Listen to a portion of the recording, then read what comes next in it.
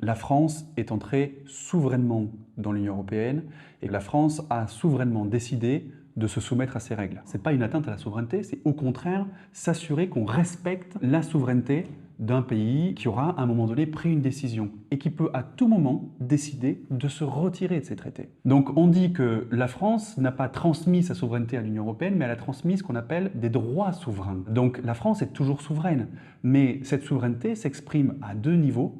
Au niveau français, quand on élit nos députés à l'Assemblée nationale, au niveau européen, lorsqu'on élit nos députés au Parlement européen, et c'est une souveraineté qu'on exerce en commun avec les peuples, les autres peuples en Europe. Si la France ne veut plus se soumettre à ces règles, elle peut très bien décider de se retirer de l'Union européenne. On a vu, cela dit, que ça n'a pas empêché le Royaume-Uni, qui s'est retiré de l'Union européenne, d'être quand même attaqué par les marchés financiers et de prendre des mesures de réduction drastique de son déficit. Ou alors, autre possibilité, c'est de convaincre ses partenaires de changer les règles.